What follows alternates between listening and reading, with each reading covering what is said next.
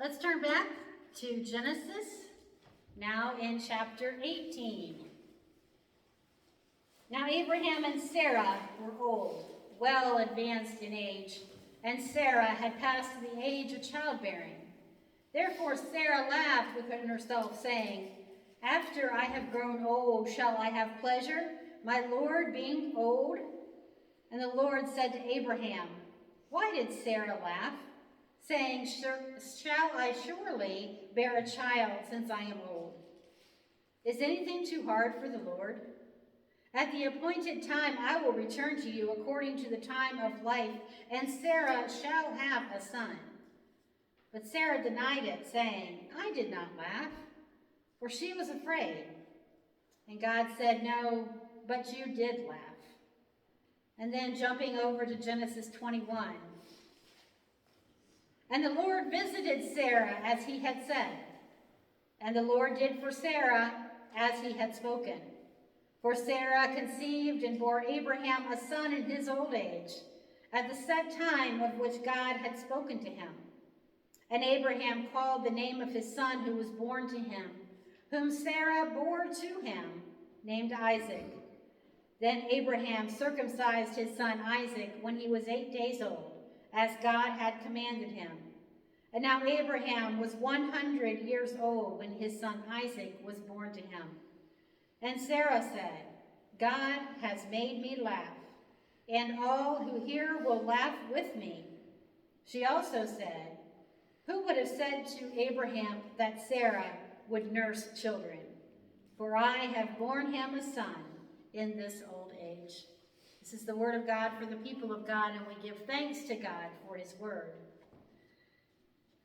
So, last week we started off talking about Adam and Eve. We're going through a series of the women of the Bible, but it talks about the men and the women. But we're focusing on the women because they don't get talked about enough. So last week we looked at Eve, and today we're going to look at Sarah and Hagar and their relationship to each other and to Abraham.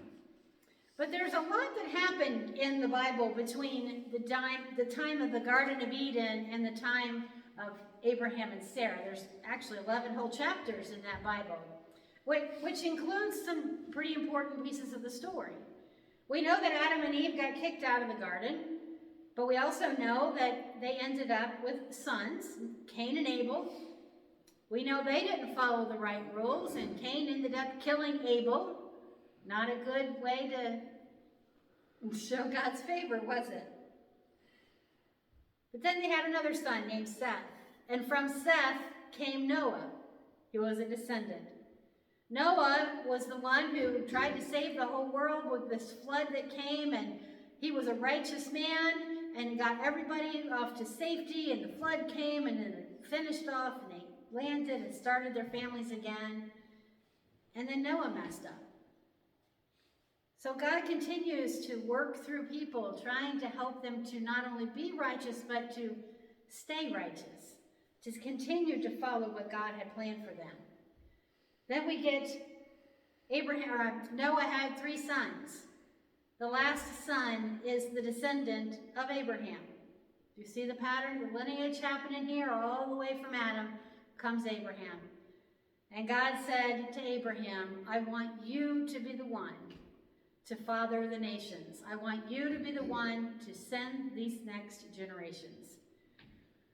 Well, Abraham had no idea what God meant by that, because first his name was Abram, and then God changed it to Abraham, just as Sarai had become Sarah. You notice that transition as we read the stories today, that first it was Abram and Sarai, then it became Abraham and Sarah, because God had changed their name to give them that level of righteousness and authority. God had a plan. And God told them, "You're going to have a child." And, well, any of you ready to have children? Now, come on, some of you are 90, but not all of you. But, Sarah was 90. Are you ready to have a child at 90? Whew, no. Not even in the 50s would I want to have a child at this point, right? But God had told Abraham, you are going to have as many descendants as there are stars in the sky. But Abraham said, but how can I? I'm an old man. And the only way for me to father this nation is then become through my heirs, those ones who live with me. I can't myself do this. And God said, just wait. How many times has God told us to just wait? You know, God's got eternity. But we think we've got to rush it along. And Abraham was like, but if you're going to do this, you better hurry because I'm 100. I'm pushing 100 here. You better hurry up, God. And Sarai at the time hears this and knows that God's told Abraham this, but Sarah's like, I'm an old woman. My childbearing years are done. I'm not having any children. And she laughed. God said, no, just be patient. But as we typically do, we think we know what's best. And even though we hear what God has planned for us, sometimes we want to rush it along. And that's what Sarai did. She wanted to make sure that Abraham had a son. So, well, at least if it's half yours, then that'll be better than nothing. Since Sarai could not have children of her own, she gave her maidservant Hagar to Abraham as his wife, which was a common custom back then. People had several wives. But that wasn't God's plan, was it? God had not planned on Hagar being the one to give birth to the nations. It was to be through Sarai, but they didn't know that. They didn't know of God's full plan because just like that fruit that was from that tree of knowledge, we're not supposed to know everything. We're just supposed to be faithful and stay true to what God has for us.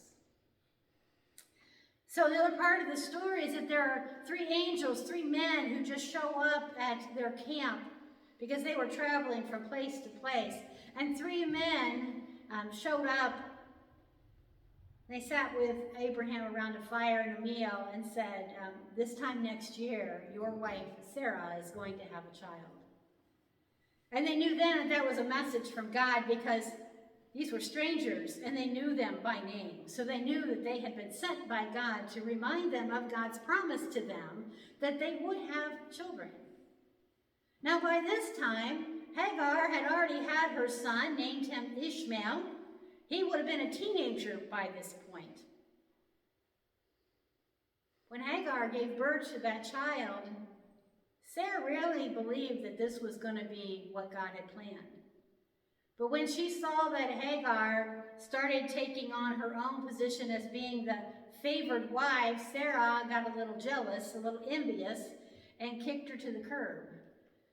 Hagar and Ishmael had to go off and live in a distant land away from Abraham. But God blessed them and said, I will also make generations to come down your line.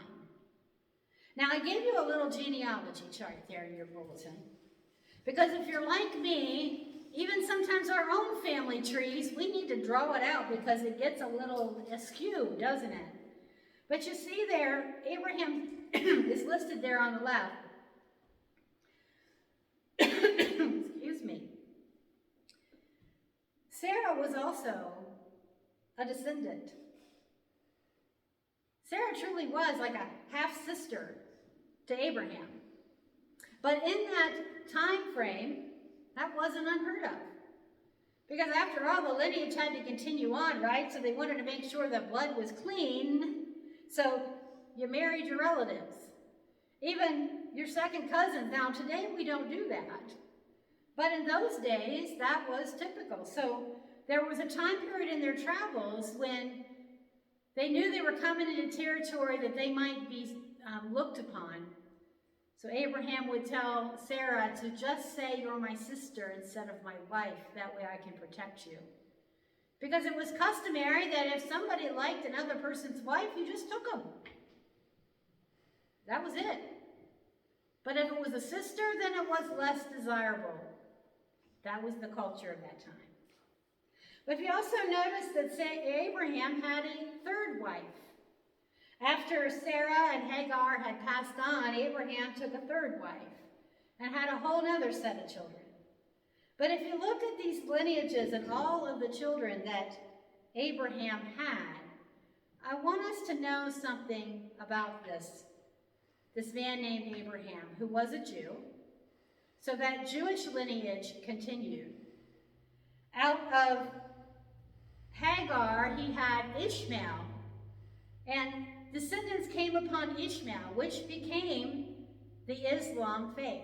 Did you know that? That's where the Islam faith originated, was out of Ishmael. Now, that Islam faith was not anywhere what it is today, but that's where that descendant came from. So Abraham was not only the father of the Jewish community, because he was Jewish, he was the father of the Islamic community, but then you go to Isaac, who then had Jacob, who then had the 12 tribes, and out of those 12 tribes comes Jesus. So Abraham really was the father of all nations. He continues to be today seen as the father of Judaism, the father of Islam, and the father of Christianity. Now, that is some kind of responsibility, isn't it? I don't think Abraham or God had any idea of where each of these religions would go. But yet, we all serve one God. We all had one father through Abraham. But now here's Sarah, who's now heard from these angels, these men saying, in a year you're going to have children, and she laughs. God said to her in a vision, why did you laugh at me? Do you not trust that I can do what I say I'm going to do? But how many times have we heard that message from God and then say, oh, that can't be true. I can't do that. And sure enough, a year later, Isaac is born. And big brother Ishmael, 13 years older than him, mocks him. And Sarah sends them away again. And all throughout their childhood, their rearing together, they're also very much separated. They'll come together for certain times and festivals and feasts, but then they would be separated again. There's always this animosity and bitterness towards the two sides. What can we learn from this lesson today? From Abraham, from Sarah, from Hagar. I think one thing that we can learn is that trust in God. God's got a plan for each and every one of our lives. Are we listening? The second thing is if we're listening and we know what God's plan is, are we willing to be patient enough for it to be fulfilled? Or are we going to go out there and try to fix it ourselves, try to think that we've got a better plan? Oh, it's okay, God, you take care of somebody else. I'm going to go over here and do this anyway, because I think that's what's best for me. I know I've done that. I've not been willing to be patient, instead trying to fix things on my own. But I think the other message is to recognize that we are to follow what God has us to do. That God is right there with us. And that Abraham and Sarah didn't see the big picture. When they were first told they couldn't have children, and then God said, you're going to have a child, and he took them out there and showed them the stars and said, you're going to have generations of people. And all of those stars represented all of the people who come to believe in God, because God knew what the plan was going to be through Jacob and those tribes and the generations to come and the generations to come to Jesus. Abraham didn't know about Jesus. Abraham only had what he knew right here in front of him. He didn't have the big picture. We don't have the big picture of what's in store for our lives. We're only seeing the lens this way. So be faithful, be patient, and be willing to work with God to fulfill his purpose in your lives. That's our message for today. Be patient and wait upon the Lord. So, if you'll turn with me to our last song, Faith is the victory. That's a perfect song for the day, number 486.